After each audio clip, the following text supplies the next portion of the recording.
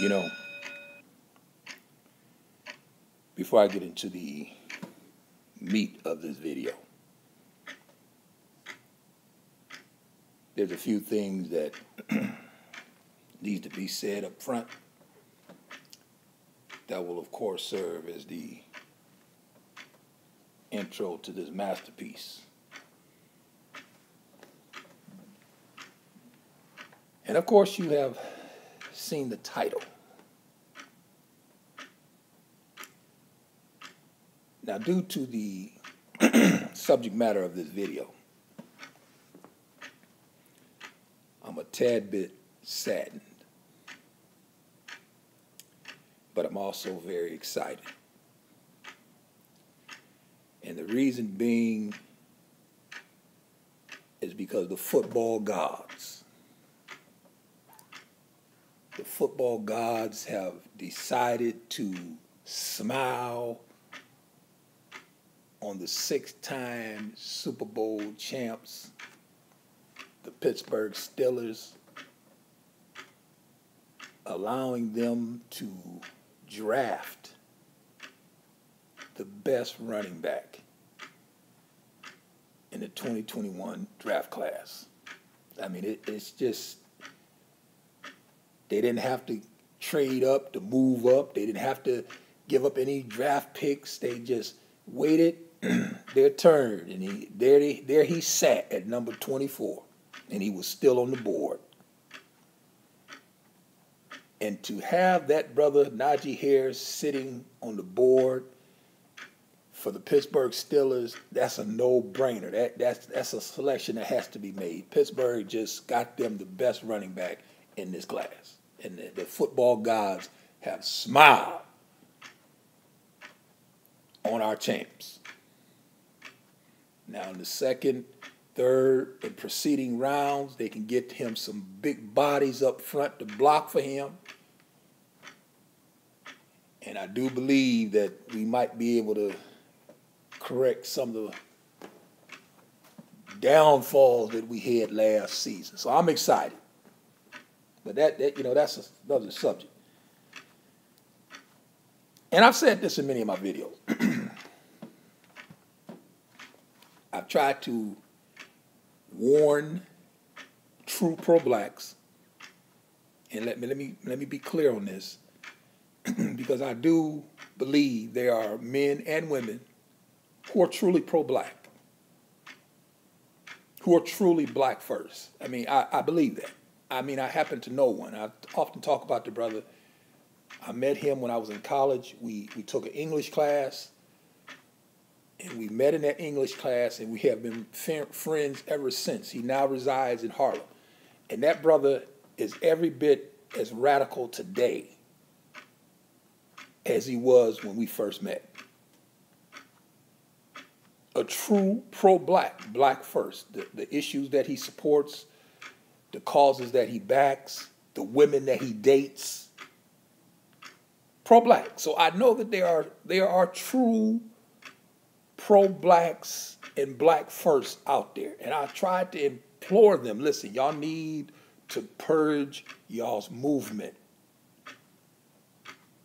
because these online Negroes, they are diluting it. They're watering it down. And they have done so to the point that I have been left with no other alternative but to deliver the pro-black eulogy, because they have essentially killed that concept. When people talk about a pro-black or a person being pro-black, the average person is going to roll their eyes in their head. Why? Because they're going to know that this is a person who 9 times out of 10 is a hypocrite. They don't read anything. They don't study. They lack reasoning skills. They don't have the ability to color within the lines or to problem solve. They're going to spend all their time fussing and arguing. Some of these Negroes you even find twerking for Donald Trump.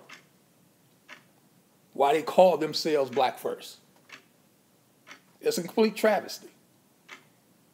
And I've told y'all in many of these videos, it's real simple. Whenever your behavior does not align itself with your rhetoric, then by definition, you are a hypocrite. Whenever what comes out your mouth is not consistent with the way you behave, you are a hypocrite, period. It's just no way around it. So when I hear online hoteps, pro-blacks, black first, talking that rhetoric, but then I see them booty clapping and twerking for one Donald Trump, and then when you call them out on this, they say, well, y'all are Trump triggered. No, we're not Trump triggered. We're hypocrisy triggered. That's hypocrisy. Because the true pro-black is not going to spend any time twerking for either one of those parties. But yet and still, this is what we have. But before I even dive head on into this eulogy, let me let y'all know what's coming down the pipe. I know y'all was wondering. And y'all know I have a war chest. I tell y'all oftentimes that I have a war chest full of documentation, images that supports my positions. And I'm looking in my war chest, and I came across a photo. I mean, I often tell y'all I can sit it in your lap. I can show you better than I can tell you. If you have a problem, and I know a lot of black women do, they have a problem when I tell them, when it comes down to this white man, that his white skin has the potential to cover a multitude of sins and imperfection and sins, and they disagree with that. Well, what I want them to do is I want them to request this weekend's Rabbit Hole production. And if they get this weekend's Rabbit Hole production, I'm going to show them a photo that is irrefutable. It's a photo that when I seen it in my war chest, I just chuckled to myself. And I have so much in that war chest, I forgot that it was there. So I'm gonna dust it off. I'm gonna bring it out. I'm gonna put it in this weekend's Rabbit Hole production. You know what it is, second nature like breathing. If you want to see this photo, and if you know anyone, be it a male or a female, who disagrees with my take on this white man and this black woman, you got to watch. You got to look at this photo. You have to see the photo. That's all. I'm not going to tell you what the photo is. I'm going to tell you when you see it, whether you like me or not, it doesn't matter, and I really don't care. But you're going to have to say, you know what? God damn it, he's right. He's right again. But you know what it is, second nature like breathing. If you want this weekend's Rabbit Hole production, the photo that you must see to believe, a photo's worth 1,000 words, however we want to word it, send me an email. I'll get you the link. Now, and I've watched these online hoteps. And I told y'all what they have done is these online Negroes. And see, again, when I'm talking about these hoteps, I'm talking about these, y'all know who I'm talking about. Y'all know exactly who I'm talking about. I'm talking about the Negro who, on one hand, will stick out his chest and say, I'm pro-black, I'm black first. Which we can logically conclude that since you're saying you're black first, you love black people. I mean, that's a fair assumption, right? So then when you hear this same hotep, black first, pro-black, and he's calling black women that he disagrees with bitches.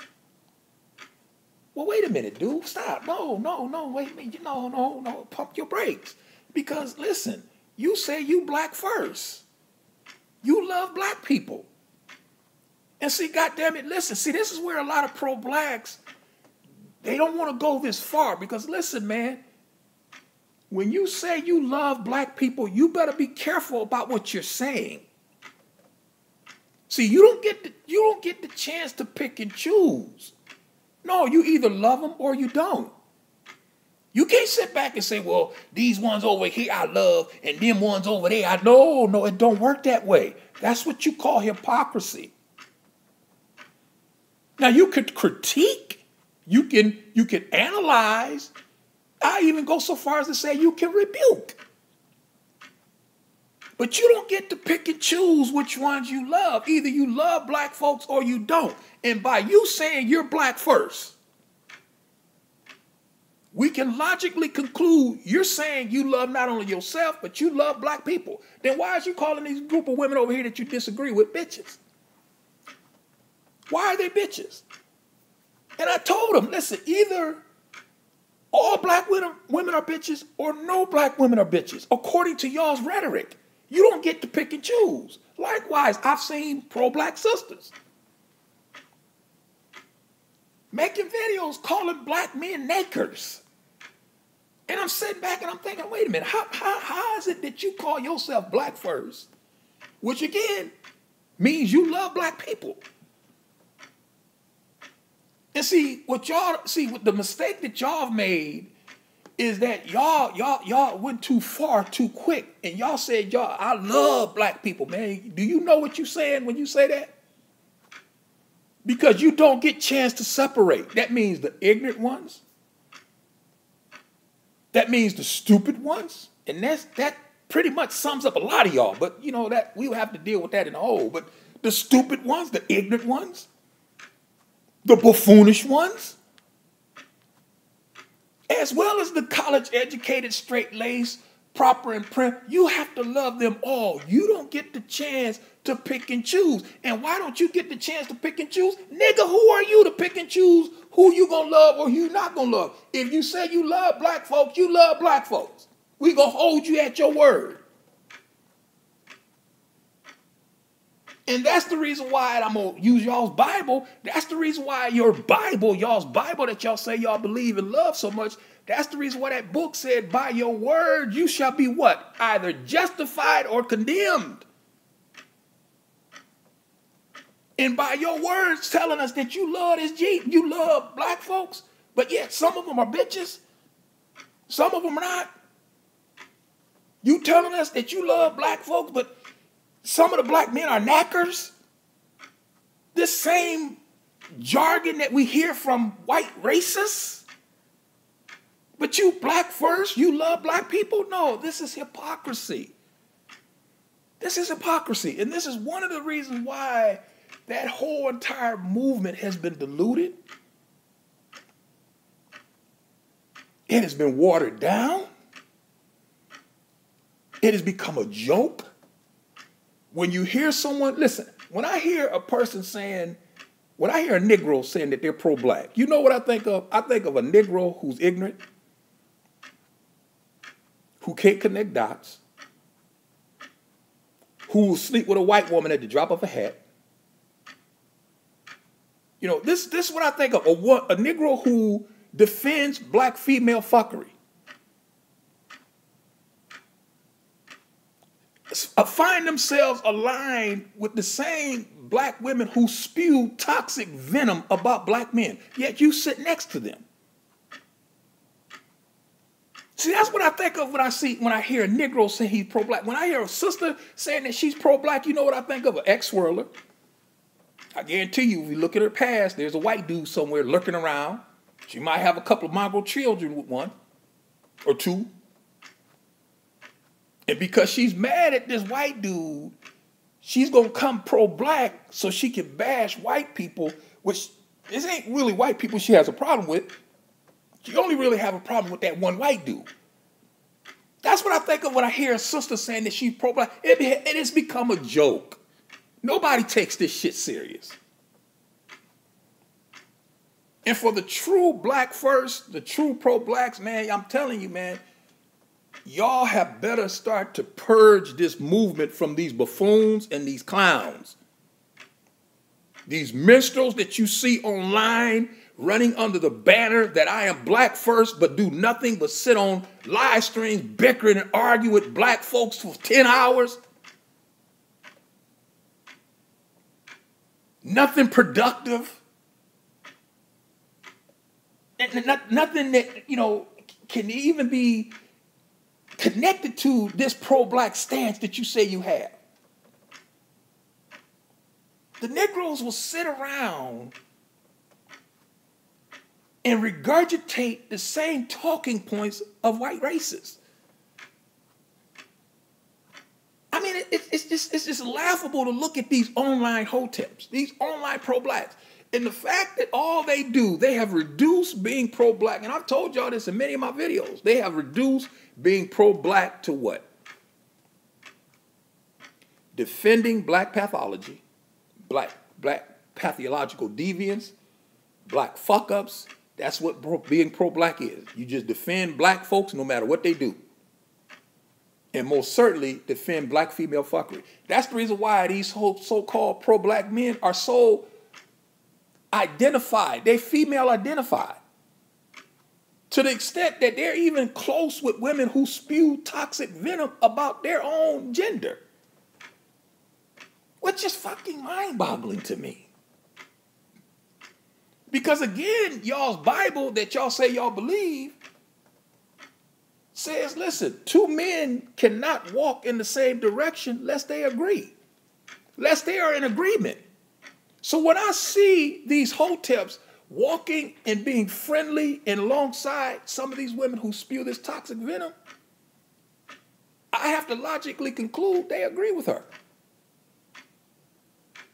Because you're not checking her. You're not, trying to rebuke her rhetoric. You're sitting there yucking up with her. So that means that what she says, you agree with. As a black male, you have a black female who's saying black men are conquered. And there you sit. So I have to ask the question, wait a minute, nigga, aren't you a black male? I mean, so when she said they're conquered, do you know that's including you? And you sitting there, yuck, because you're so dumb.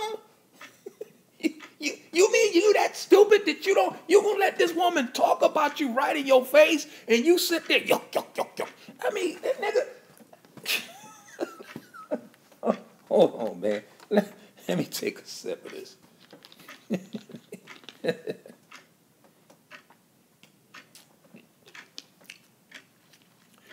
You know what? They have taken that term, being pro-black, and they have reduced it. They have diluted it. They have watered it down. It means nothing today. Matter of fact, you see these pro-blacks on Facebook, most certainly on YouTube, and you hear them spewing that rhetoric. The first thing you do is roll your eyes in your head because, oh, here's another one. Here come another one. Talking about how much they hate Whitey, but yet he got a biracial daughter. I told y'all, and I think I done a video on it. I told y'all about this Negro. And I can't remember what function it was. It was one of these community forums, and that's when I would attend them. I don't attend them now. Back in the day, when something happened in the community, you got these big shindigs. Normally it's at a church or a community center, and everybody's talking, everybody, those gatherings where everybody, all the blacks are there, and the press may be there, something big has happened. So it was one of those functions, and I remember attending it, and I'm sitting there in the back, because I always sit in the back, because if something goes wrong, I'm getting out the door. So I always sit to the back, and I sit with my back to the wall, so I can keep my eyes on all of y'all. Because again, I don't trust y'all. And I can remember that Negro. It was a Negro, and they gave him the floor, and this Negro got up to speak, and man, he said he had all those people in the palm of his hand. As he sat there and talked about, the event that we was all there for. Everybody listening, everybody, hey man, the guy, you right. You better say it. And everybody applauding this dude. I mean, they was like, man, he was a well-spoken brother. He was inflammatory. He was fiery with his rhetoric. And I can remember this, whatever day that was, but that same, later on that week, I'm at the mall picking up some cigars. And I seen the Negro. I was like, that's that Negro that was at that program. So I was going to go over to him and tell him, hey, man, some of that stuff you said at that program, I kind of like that, man. I mean, not all of it, but, you was on point. And as I'm walking towards the Negro, I notice he's pushing a stroller. As I get closer to this Negro, I notice the baby in the stroller, a newborn baby, but it was a biracial baby. And I'm like, wait a minute. So immediately in my mind, I'm processing this shit. I'm like, wait a minute now. He got a biracial baby. That doesn't coincide with that rhetoric that he was spewing at that community forum. So when I bumped into him, and hey man, I was at that forum that you was at, the first thing I asked him was, man, how long have you been conscious? And he goes on to say, man, I've been conscious for like 11 years. Well, wait a minute, dude. I didn't tell him this, but this is what I'm thinking in my mind. Well, wait a minute, guy. If you've been conscious for 11 years, then how do you explain this baby in this stroller who is a newborn biracial baby? Make that make sense for me. Now, listen, people, I understand that, babies come out at all hues. I get that. But no, this is this Negro's baby. You're pushing a biracial baby down the mall after all the white man did this, whitey this, whitey that, white women do this, white men don't do that, and everybody, oh, you better say it. Preach. And I bump into this Negro, and I'm looking at him, man, that nigga, see, this is what I'm talking about. I mean, whatever your behavior is not consistent with your rhetoric, it's at that point we can call you hypocrite.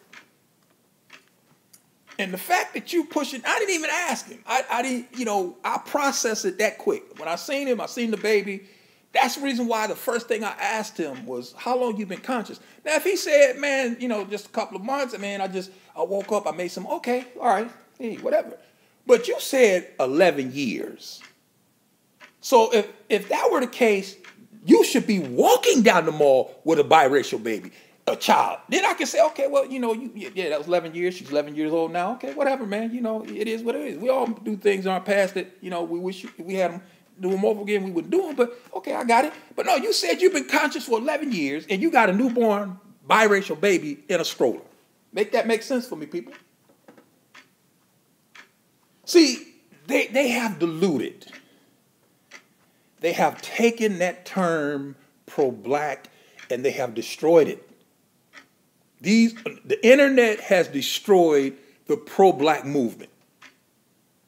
And if it's not completely destroyed, it's on the way, man. And unless you pro-blacks who are truly pro-black, y'all have to begin to call this shit out because it's y'all's movement. You got niggas in this movement calling themselves pro-black. They don't want to read. They don't want to. See, this is the reason why, other groups, they had study groups. I mean, you had to study, man. You had a book list. You got to read, guy. And I'm not talking about doing no Google search. Listen, I hate to tell y'all this. That's not research. It's really not. It's not research to sit there and type something in Google in the search bar or type something and ask Jeeves and then come up with articles and you just sit through whatever article that's going to support your position and you go run a video and everybody think, ooh, he do a lot of research. No, he does a lot of Google searches. That's not research. Ask the Negro to produce a book that he read.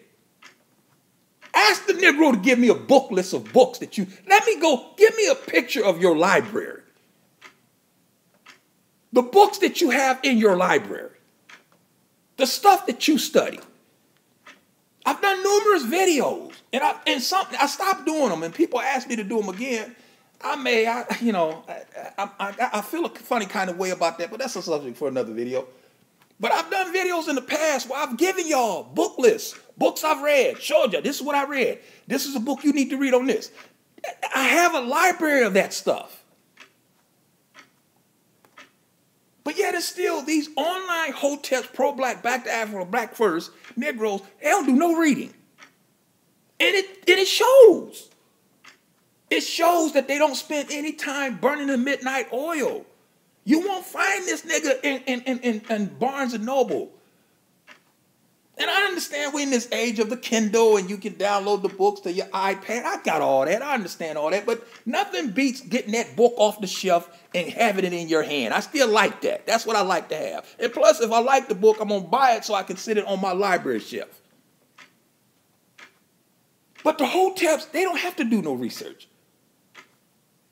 As long as they defend black pathology, as long as they defend black deviance, black fuck-ups, they will be considered pro-black.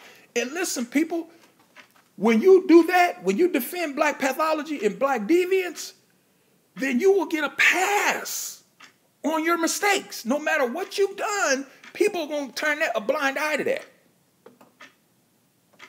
They're going to turn a blind eye to that. Listen, I'm going to tell y'all something. Let me tell you. If Kevin Samuels was defending black pathology, if Kevin Samuels was talking this pro-black rhetoric, and just a few months ago, they were trying to get on this dude about his ex-wife, some coon trying to talk to his ex-wife, trying to talk about his kids.